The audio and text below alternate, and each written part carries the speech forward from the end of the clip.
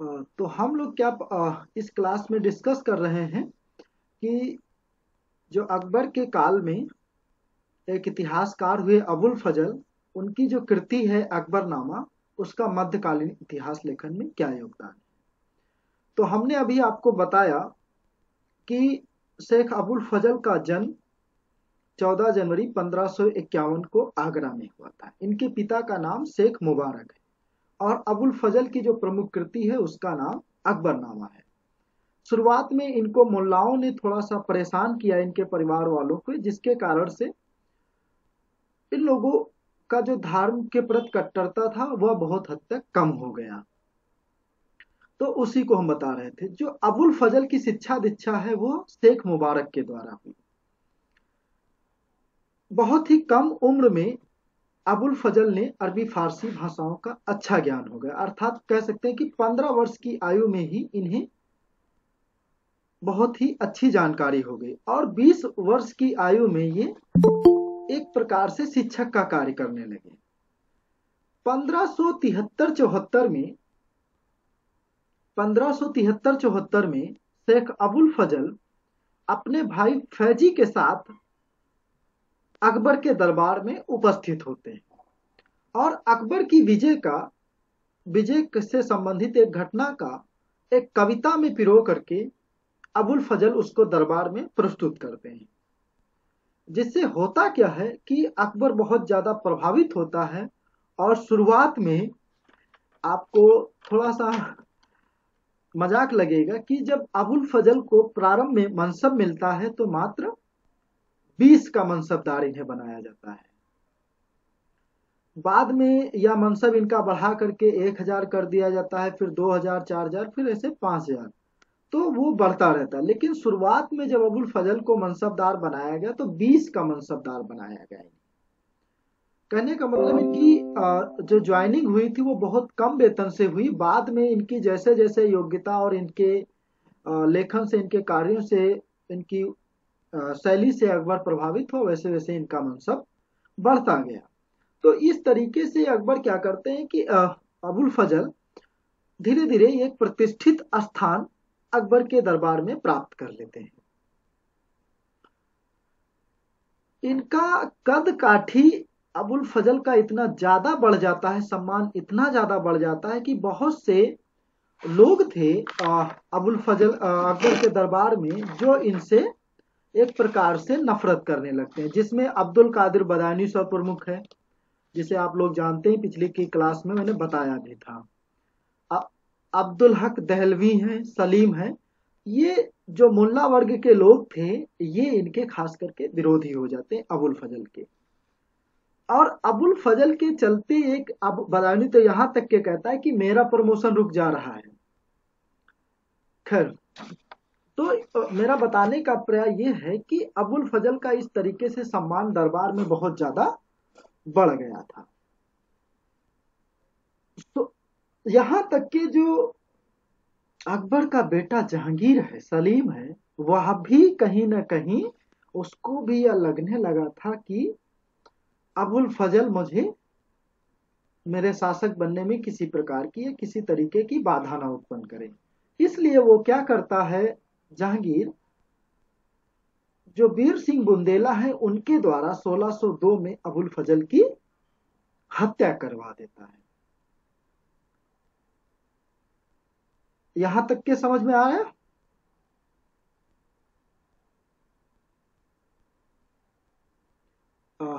Yes sir. Okay, तो ये मैं संक्षिप्त एक जीवन परिचय के तरीके से बता रहा हूं आपको। तो हत्या करवा देता है।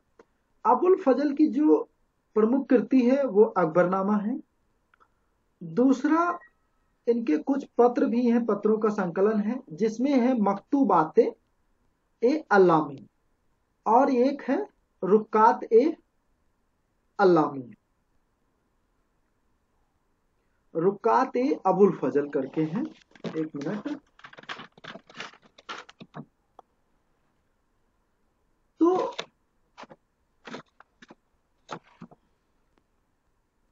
ये इनके 3 कृतियों के नाम आपको ध्यान रखना है। एक तो अकबरनामा, दूसरा है मकतूबाते अल्लामी क्योंकि कई बार आपसे ये पूछा जाएगा नेट में, ये नेट में शायद ये क्वेश्चन आया भी है नेट के एग्जाम में। तीसरा एक और महत्वपूर्ण ग्रंथ है रुकात ए अबुल फजल और आईने अकबरी, जिसको कुछ लोग अलग भी गिनते हैं, लेकिन वह अकबरनामा के अंतर्गत ही है। तो इनके नाम ध्यान रखिए, अभी मैं डिटेल में भी बात करूंगा इस संदर्भ में। अबुल अकबर ने कहा कि इतिहास मेरे काल का लिखा जाना चाहिए, या इतिहास को लिखा जाए जो अभी तक के शासक हुए या जो इस काल के शासक हैं, या जो भी इस्लाम में भारत में शासन किए, उन सबका इतिहास लिखा जाना चाहिए। खास करके मेरे काल का, अकबर के काल का इतिहास लिखा जाना चाहिए। ये बात उठी थी बैरम खां के समय से ही, लेकिन जब अनुवाद विभाग और इतिहास लेखन अकबर के समय में शुरू हुआ तो तब तक के बैरम खां का अंत हो चुका था। कहा गया कि बड़े बड़े विद्वानों को बुलाया जाए जिससे इतिहास लिखवाया जा सके, जिसमें से आपने देखा था निजामुद्दीन अहमद ने तबकाते अकबरी लिखा, अब्दुल कादिर ने मुंतखब उस तवारीख लिखा। सही कह रहे हैं? Yes sir. ओके, तो ये प्रमुख ग्रंथ लिखे। अबुल फजल का जो इतिहास के प्रति धारणा था वो बहुत अच्छा शुरुआत में नहीं था। वो इतिहास को अच्छा नहीं मानता था। वो कहता था कि इतिहास में व्यर्थ, एक प्रकार से समय की बर्बादी है और इसे व्यर्थ है, इसे पढ़ना वढ़ना नहीं चाहिए। शुरुआत में वो इस तरीके की परिकल्पना रखता था इतिहास के प्रति, इस तरीके की उसकी धारणा थी अबुल फजल की। कह सकते हो आप इसको सारांश के रूप में कि इतिहास के प्रति शुरुआती दौर में रुचि नहीं थी। उसका मानना था अबुल फजल का कि जब जो लोग इतिहास लिखते हैं वो बहुत बढ़ा चढ़ा के लिखते हैं और झूठा इतिहास लिखते हैं। एक ही घटना को उल्टा सीधा कई तरीके से लिखते हैं, सही से नहीं लिखते हैं। इसलिए इतिहास अनर्थक है, इसका कोई मतलब नहीं, इसका पढ़ने का कोई मतलब नहीं। इस तरीके का विचार था अबुल फजल का शुरुआती दौर में इतिहास के संदर्भ में। फिर जब अबुल फजल को इतिहास लिखने के लिए दिया गया तो अबुल फजल, अभी देखिएगा कि उसकी धारणा चेंज हो जाएगी। जब अबुल फजल को इतिहास लिखने के लिए कहा गया तब अबुल फजल कहता है कि जिस समय मुझसे इतिहास लिखने के लिए कहा गया, अबुल फजल लिखता है, जिस समय मुझसे इतिहास लिखने के लिए कहा गया उस समय इतिहास का महल खंडहर बन चुका था। उस समय इतिहास का महल खंडहर बन चुका था। फिर भी अकबर महान के कहने पर मैंने एक सच्चा इतिहास लिखा। मतलब कहने का ये है कि जिस चीज का अबुल फजल विरोध करता है उसके गिरफ्त में वो खुद आ जाता है। वो खुद अब अपनी वाहवाही देखिए किस तरीके से अपनी महिमा को कैसे दिखा रहा है कि जिस समय मुझे इतिहास लिखने के लिए कहा गया उस समय इतिहास के स्रोत उपलब्ध ही नहीं थे, फिर भी मैंने बहुत ही मेहनत कठिन, बहुत ही संघर्ष करके, बहुत ही कठिनाई से और बहुत ही सच्चाई के साथ इतिहास को लिखा। मतलब अपनी तारीफ ये खुद से कर रहे हैं अबुल फजल, जो एक इतिहासकार के लिए उचित नहीं होता है। तो मैं एक बात यही बता रहा था कि कैसे अबुल फजल की धारणा चेंज होगी। और भी दो तीन बातें मैं अंत में बताऊंगा आपको, जो हो सकता है कि सीधे सीधे कोटेशन एग्जाम में पूछ लिया जाए, आपके खास करके नेट जेआरएफ के एग्जाम में। अब मैं बताता हूं आपको कि अबुल फजल की जो अकबरनामा है उसमें क्या चीज है, क्योंकि कई बार किताब के अंदर से बहुत सारी चीजें पूछी जाती हैं। ठीक, तो जो अबुल फजल की अकबरनामा है उसके 3 पार्ट हैं। ठीक है, इसके जो लिखने का समय काल है वो हर किताबों में अलग अलग दिया हुआ है। तो किसी किताब में 1596 से दिखेगा, 1595, 96। ठीक है, और कहते हैं कि 1601-2 तक उन्होंने लिख के कंप्लीट कर दिया था अबुल फजल ने। इस किताब को लिखने के विषय में कहा जाता है कि 3 बार अबुल फजल ने इसमें संशोधन किया, 5 बार संशोधन किया। तो कहने का मतलब यह है कि इस किताब को कई बार संशोधन और बहुत ही मेहनत करके, बहुत ही जांच पड़ताल करके अबुल फजल ने अकबरनामा को लिखा। अकबरनामा पर कई इतिहासकारों ने, अबुल फजल पर कई इतिहासकारों ने लेख भी लिखा और काम भी किया है। ठीक है, जिसमें एक इतिहासकार हैं, बड़े इतिहासकार हैं, नोमान अहमद सिद्दीकी। नोमान अहमद सिद्दीकी, जिन्होंने शेख अबुल फजल नाम से एक लेख लिखा है, जिसको वह लेख आपको इरफान हबीब की किताब है मध्यकालीन भारत भाग 4 में मिल जाएगा। नोमान अहमद सिद्दीकी ने एक लेख लिखा है शेख अबुल फजल, उसमें अबुल फजल के विषय में बड़े ही अच्छे से उन्होंने परिचर्चा और विचार किया है। एक और बड़े हिस्टोरियन है जिनका जिनका कई बार मैंने जिक्र भी किया है, हरबंश मुखिया। हरबंश मुखिया नाम सुने आप लोग? यस सर, नाम सुना। और किसने सुना है, नाम बताइए। जी सर, सुने। ओके, हाँ, तो मैं क्या बता रहा हूं कि इन्होंने भी एक लेख लिखा अकबरनामा पर। उस लेख का नाम है अकबरनामा में इतिहास विश्लेषण की अवधारणाएं। अकबरनामा में इतिहास विश्लेषण की अवधारणाएं, कहने का मतलब अकबरनामा में इतिहास के विषय में क्या परिचर्चा है, क्या मैथोलॉजी की बात की गई, कैसे इतिहास लिखा जाए, जो चर्चा की गई, क्या उस अकबरनामा में किसका इतिहास लिखा गया, इस संदर्भ में उन्होंने लेख लिखा है। ठीक है, तो अब आपको ये जो बता रहे हैं कि अकबरनामा 3 पार्ट में है। ठीक है, ये जो भी किताब पढ़ोगे सब लोग बताएंगे कि अकबरनामा 3 भागों में। जो अकबरनामा का पहला भाग है उसको चाहे तो आप लोग लिख लीजिए। ठीक है, महत्वपूर्ण है।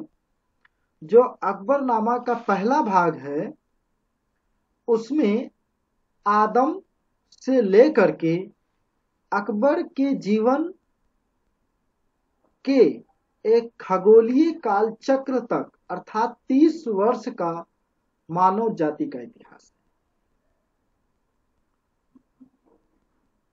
कहने का इसको सीधे सीधे ऐसे भी कह सकते हैं कि जो अकबरनामा का पहला भाग है, 3 भागों में है अकबरनामा। ठीक है, इसका जो पहला पार्ट है उसमें आदम से लेकर के अकबर के प्रारंभिक 30 वर्षों तक का वर्णन है। एक प्रकार से अकबर के पूर्वजों का इसमें उल्लेख है। जो इसका दूसरा भाग है उसमें अकबर के शासन काल का क्रमबद्ध 46वें वर्ष तक का, अर्थात 1601 ईस्वी तक का इतिहास है। 1601 ईस्वी तक का दूसरे भाग में इतिहास है अकबरनामा। जो अकबरनामा का तीसरा भाग है,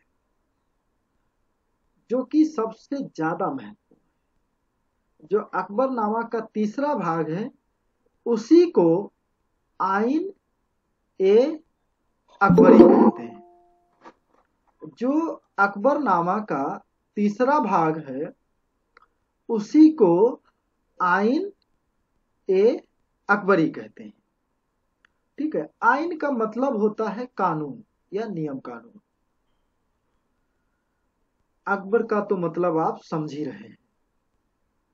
तो इस जो आइन ए अकबरी है, जो अकबरनामा का तीसरा भाग है उसे आइन ए अकबरी कहते हैं।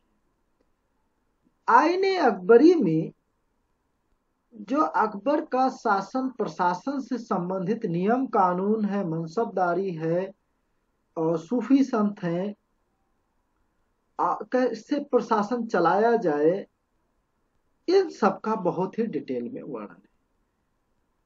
यहां तक कि जो आईने अकबरी है उसको यह भी कह दिया गया है कि यह अकबरनामा की जान है। तो इस बात को ध्यान रखिएगा, ये सवाल शायद मुझे लगता है पूछा गया है, नहीं पूछा गया तो ये एग्जाम में कभी न कभी आएगा कि अकबरनामा की जान किसे कहा जाता है, किस भाग को कहा जाता है।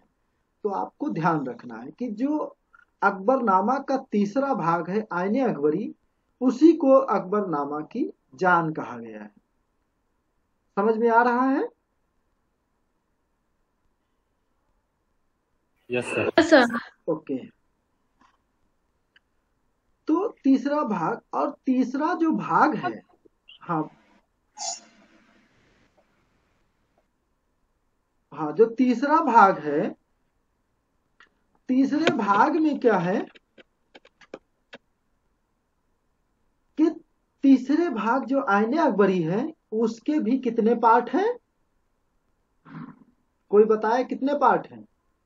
5। हाँ, 5 सर। तो जो आईने अकबरी है, चलो कम से कम इतना तो आपको पता चला कि आईने अकबरी के भी कई पार्ट हैं, जिसमें से 5 पार्ट की नाम आती है। हरबंश मुखिया भी बताते हैं कि आईने अकबरी 5 भागों में विभाजित है। ठीक है, आईने अकबरी 5 भागों में विभाजित है। हरबंश मुखिया भी इस बात को बताते हैं। हरिश्चंद्र वर्मा भी 5 भागों का उल्लेख किए हैं। और मेरे पास जो आईने अकबरी का अनुवाद उपलब्ध है उसमें भी 5 भाग ही हैं। ठीक, 5 भाग हैं। तो इसमें से हरबंश मुखिया के माध्यम से हम आपको बता देते हैं कि जो पहला पार्ट है, थोड़ा सा ध्यान रखिए, ज्यादा नहीं है। जो आईने अकबरी का पहला पार्ट है उसमें शाही घराने के विभिन्न विभाग, शाही टकसाल,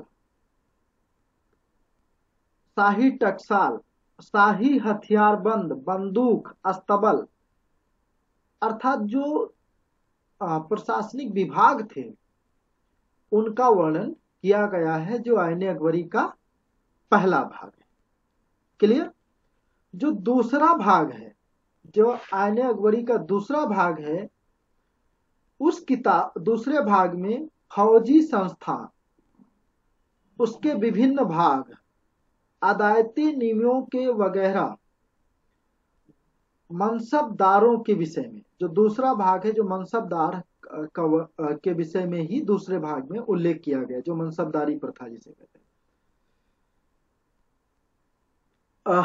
दूसरे भाग में ही धर्म गुरुओं और विद्वानों के विषय में, संगीतकारों के विषय में उल्लेख किया गया। जो आईने अकबरी का तीसरा भाग है उसमें जो विशेष करके वर्णन है, जो अकबर के समय में 12 से 15 सूबा थे, शुरुआत में 12 थे, बाद में 15 हो गए। तो इस बात को ध्यान रखना है कि जब अबुल फजल ने लिखा था तो 12 सूबाओं का ही जिक्र किया था। तो उन 12 सूबों के विषय में विस्तार से वर्णन है आईने अकबरी के तीसरे भाग। जो आईने अकबरी का चौथा भाग है वो बहुत ही महत्वपूर्ण भाग है, जो चौथा भाग है। कई बार आप ये भी देखेंगे कि जो प्रथम भाग में बात है वो पांचवें चौथे भाग में भी मिलेगी। तो इस तरीके से ये अनुवादक का भी या पांडुलिपि का भी दिक्कत हो सकता है। तो जो आईने अकबरी का चौथा भाग है उसमें मुख्य सरोकार हिंदुओं की नक्षत्र विद्या, चिकित्सा, दर्शन शास्त्र, और या कह सकते हैं ओके, थर्ड पार्ट।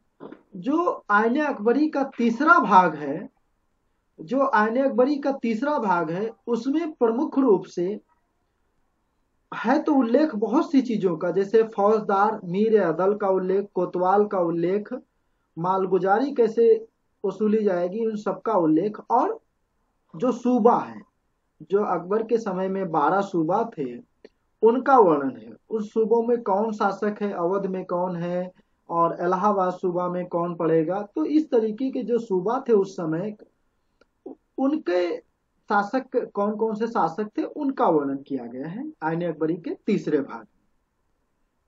जो आईने अकबरी का चौथा भाग है उसमें विशेष कर के समाज एवं संस्कृति से संबंधित बातें ज्यादा हैं, जिसमें से धर्म के विषय में लिखा गया है, सती प्रथा के विषय में है, हिंदू अपना रीति रिवाज कैसे मनाते हैं, संस्कार हिंदुओं के क्या क्या है, भोजन कैसे बनता है, भोजन कौन कौन लोग बनाते हैं, रसोइया चावल कहाँ से आता है, कितने प्रकार के चावल होते हैं, चीनी कितने रुपए में बिकती है। ये मतलब आपको आईने अकबरी में इस तरीके का बहुत सा डाटा दिखेगा, जो बहुत ही आपको लगेगा कि ये सब कहाँ से जुटाया गया, बहुत ही कठिनतम सवाल।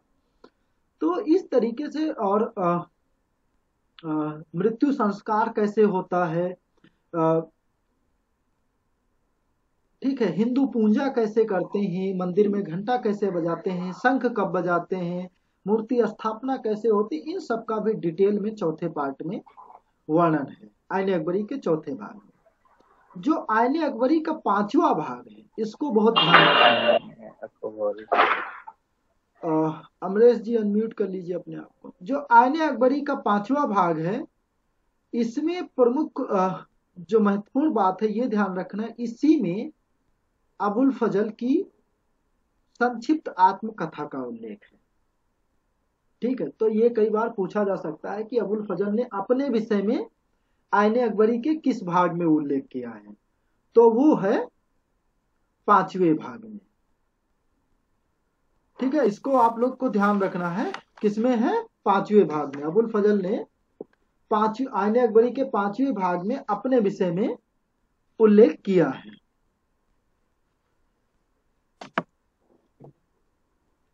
कितने सूफी सिलसिला हैं उनके विषय में है, सूफी संतों के विषय में है, सूफी विद्वानों के में जो अन्य विद्वान हैं, भक्ति संत हैं, इन सब के विषय में आईने अकबरी में दो और बातें बता देता हूं आपको, क्योंकि ये भी ऑप्शन में ये सवाल आया है कि मकतूबाते अल्लामी ये किसके द्वारा लिखा गया है।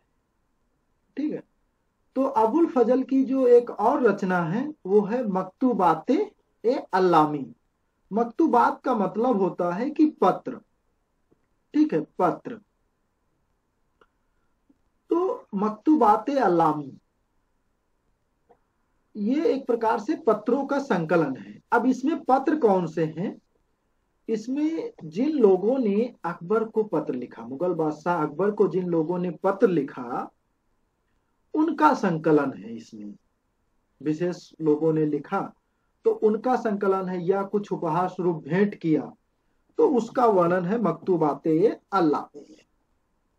जो दूसरा और एक महत्वपूर्ण रचना है अबुल फजल का एक और, वो है रुकात अबुल फजल। इसमें क्या है कि अबुल फजल के व्यक्तिगत पत्रों का संकलन है। ध्यान रखना है, ठीक है, ये परिभाषा आ सकती है कि इसमें है भी क्या। पहले वाला जो बताया हूं उसमें अकबर को जो पत्र लिखे गए उनका संकलन है। जो रुकात अबुल फजल है यह अबुल फजल के व्यक्तिगत पत्रों का समूह है। कहने का मतलब जो अबुल फजल को अब उनके मित्रों ने, रिश्तेदारों ने पत्र लिखा या अबुल फजल ने किसी को पत्र लिखा, उनका संकलन इसमें है, रुकात अबुल फजल में। ठीक, अब ये तो संक्षिप्त बात हो गई, क्योंकि आपको पता लगता है कि ये जानकारी मोटी मोटा छूट जाती है। अब हम बात करते हैं अबुल फजल की रिसर्च मेथोलॉजी पे, हिस्टोग्राफी पे, कि अबुल फजल ने कौन सी कुछ महत्वपूर्ण कैसे इतिहास को लिखा, किन स्रोतों का इस्तेमाल किया, क्या उनकी इतिहास के प्रति बेहतर धारणा है, और वो क्या सुझाव देते हैं इतिहास के लिए, इतिहास लिखने के लिए क्या सुझाव देते हैं। ठीक, तो ये जो इतना मोटा सा ग्रंथ अबुल फजल ने लिखा, मेरे पास अकबरनामा है, आईने अकबरी के 5 पार्ट हैं, तो जो इतना बड़ा सा ग्रंथ अबुल फजल ने लिखा अकबरनामा, इसको लिखने के लिए उन्होंने कौन सी मेथड अर्थात कौन सी शोध पद्धति को प्रयोग किया, ठीक है, और प्रयोग किया। तो इसमें 2-3 बातें ध्यान रखना है। अबुल फजल क्या करता है, जब उसे इतिहास लिखने के लिए कहा जाता है तो पहले ही बता दिया है कि जिस समय मुझे इतिहास लिखने के लिए कहा गया उस समय इतिहास का महल खंडहर हो चुका था।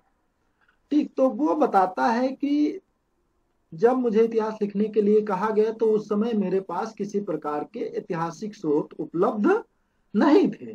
तो कहता है कि जो सरकारी आर्काइव था, जो उस समय जो जहां पर आसानी से सरकारी दस्तावेज उपलब्ध हो सकते थे, फारसी के स्रोत उपलब्ध हो सकते थे, उनको धीरे धीरे जुटाने का प्रयास किया अबुल फजल ने। यहां पर एक बात ध्यान रखना है कि अबुल फजल ने जो पहले के इतिहासकार थे उनसे हट करके एक मेथड अपनाया। वो था जो लोग सेवानिवृत्त हो चुके थे, कहने का मतलब जो लोग प्रशासनिक पदों से सेवानिवृत्त हो चुके थे या जो बुजुर्ग हो चुके थे, और या जो लोग शासन से संबंधित थे लेकिन मर गए थे, उनके रिश्तेदार जिंदा थे, तो अबुल फजल ने क्या किया कि उन लोगों को ढूंढना और उनसे संपर्क साधना शुरू किया। तो जो भी लोग बुजुर्ग थे और जो लोग पहले सेवानिवृत्त हो चुके थे या जिनके रिश्तेदार जीवित थे और उनका इतिहास से संबंध था, उन लोगों से अबुल फजल ने सूचना कलेक्ट करना शुरू किया।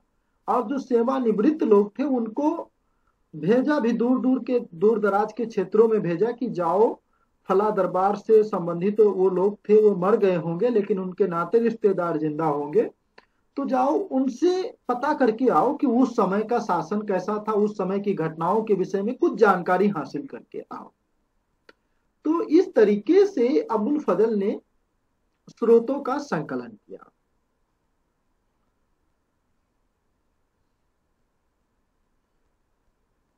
अब ये संकलन जो अबुल फजल कर रहे थे, इसमें एक बात यह भी था कि किस घटना को लिखा जाए या किस घटना को छोड़ दिया जाए। तो ऐसा कहा जाता है कि प्रत्येक जो घटना होती थी या जो ऐतिहासिक साक्ष्य होते थे, दरबार में उस पर करीब करीब 20 लोगों से, 20 से अधिक बुद्धिमान लोगों से बातचीत किया जाता था, तर्क वितर्क किया जाता था कि ये घटना कितनी ज्यादा प्रमाणिक है और नहीं है। फिर जिस तरफ फिर वोटिंग होता था, इसमें जिस तरफ सबसे ज्यादा मत जाते थे उस घटना को स्वीकार कर लिया जाता था इतिहास में। अबुल फजल उस घटना को अपनी इतिहास मतलब लेखन में शामिल कर लेते थे। कहने का मतलब 20 लोगों का एक मतलब एक एक घटना पे डिबेट होता था।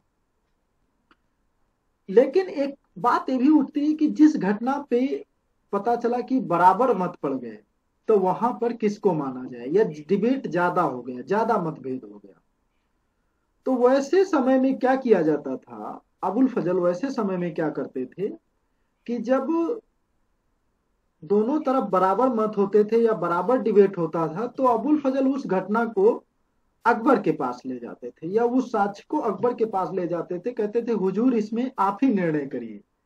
तो अकबर जो कह देता था वही स्वीकार कर लिया जाता। ठीक, तो ये बता रहा हूं कि किस तरीके से उन्होंने साक्ष्य को जुटाया और कैसे इतिहास को उन्होंने लिखा। अबुल फजल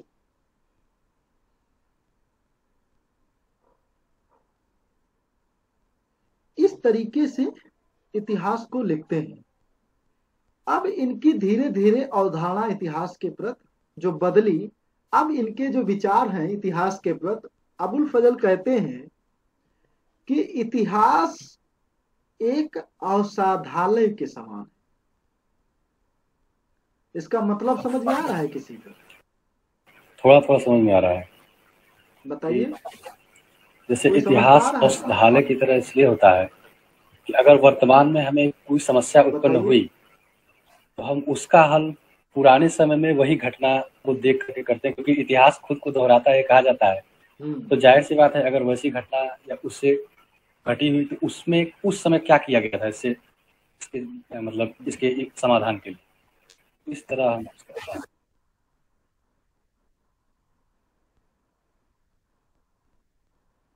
हाँ, सही है, सही है रविराज जी। तो कहने का अभिप्राय यह है कि जैसे आप बीमार हैं, ठीक है, तो आप क्या करते हैं कि अस्पताल जाते हैं, वहां दवा लेते हैं और ठीक हो जाते हैं। तो अबुल फजल कह रहा है कि इतिहास एक ऐसा विषय है, आपके पास कोई भी समस्या होगी तो आप अगर उसे इतिहास में ढूंढेंगे तो उसका समाधान मिल जाएगा और उसका इलाज हो जाएगा। ठीक है, कहने का भाव यही है। और इस तरीके से और वो महत्वपूर्ण बात कहे हैं इतिहास के संदर्भ में अबुल फजल।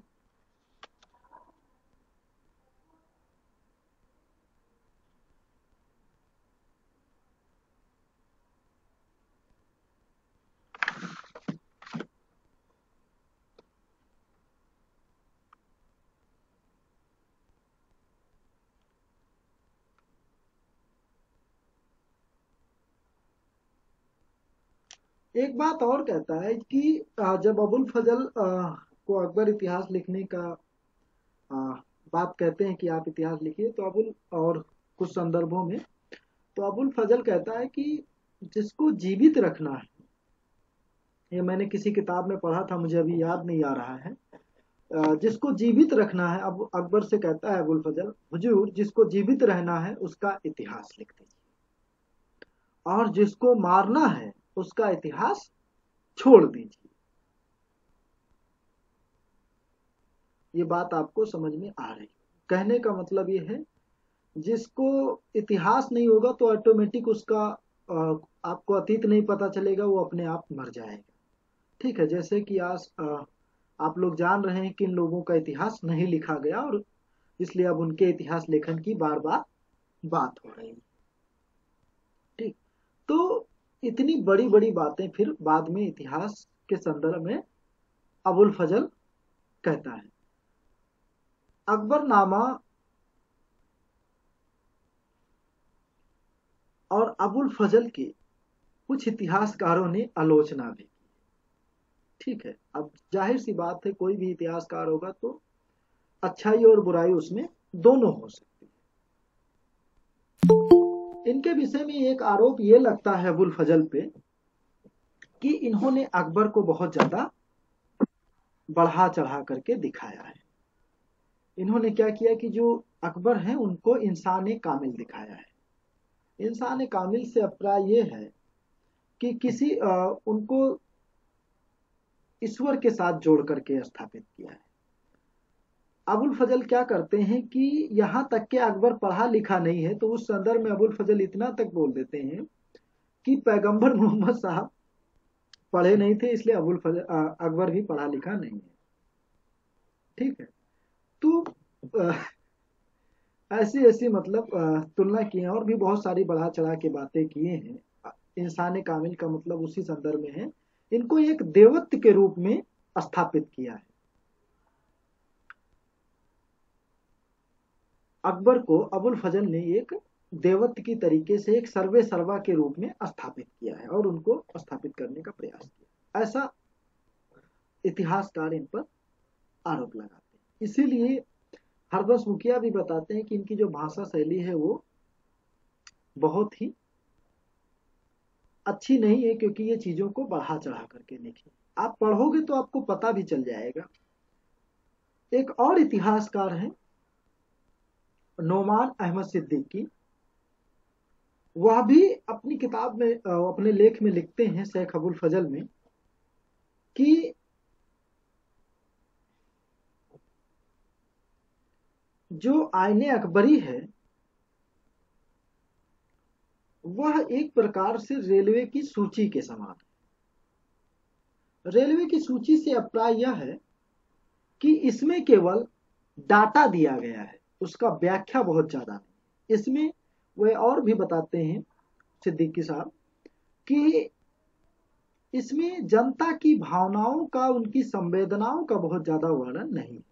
किसान मर रहे थे, किसान क्या कर रहे थे, उनकी व्यथा का वर्णन नहीं, उनकी पीड़ा का वर्णन नहीं है, ऐसा भी आरोप लगता है। कुछ लोग प्रशंसा भी करते हैं। बुलॉचमैन है एक इतिहास का, और वो अकबरनामा की बहुत ज्यादा प्रशंसा करते हैं। ठीक है। तो आपको ये दोनों दिखेगा कि कोई प्रशंसा कर रहा है, कोई आलोचना कर रहा है। तो ये दोनों तरीके से आपको बिंदुओं को ध्यान रखना है। आलोचना के संदर्भ में यह भी कहा जाता है कि शेरशाह सूरी के विषय में अबुल फजल की धारणा बहुत अच्छी नहीं। कहते हैं कि जब शेरशाह सूरी के विषय में लिखते हैं तो ये पक्षपात पूर्ण तरीका अपनाते हैं और ये शेरशाह सूरी को अकबर का एक प्रकार से दुश्मन मानते हैं। ऐसा मतलब इस तरीके की भी बात कही जाती है अबुल फजल के द्वारा।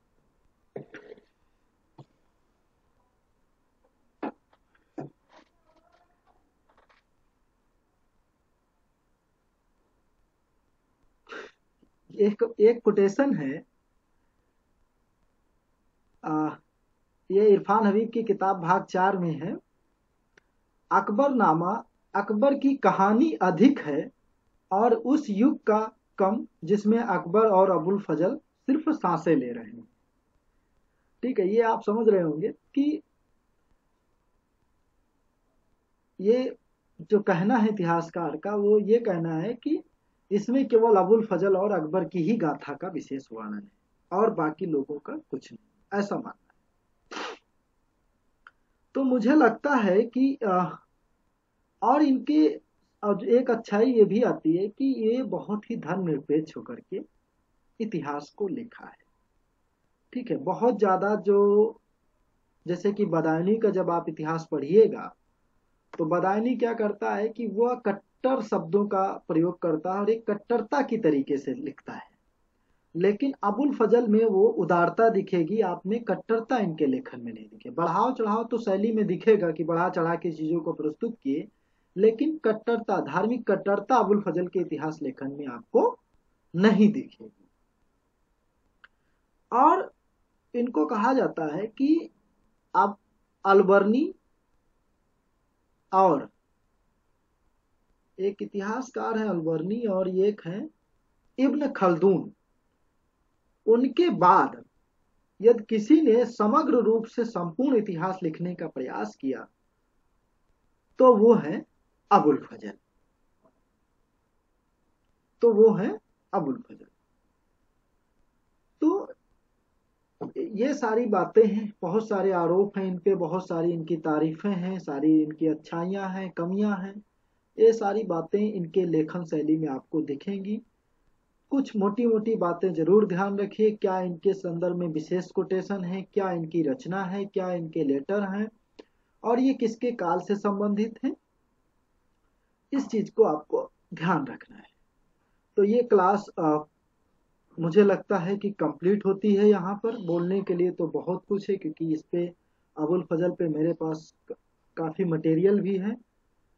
तो ये क्लास कंप्लीट होती है। इसके बाद यदि अब आपके कोई सवाल हैं तो वो सादर आमंत्रित हैं, आप उन्हें सर पूछ अबुल सकते हैं। फजल की आत्महत्या किसके द्वारा हुआ था?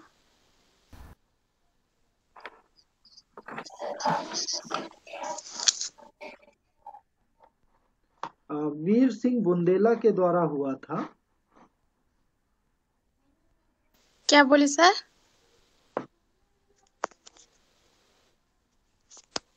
ठीक है, वीर यस। सिंह बुंदेला के द्वारा हुआ था। सर शेरशाह सूरी के बारे में बताए थे कि शेरशाह और सूरी और अकबर का दुश्मन। उससे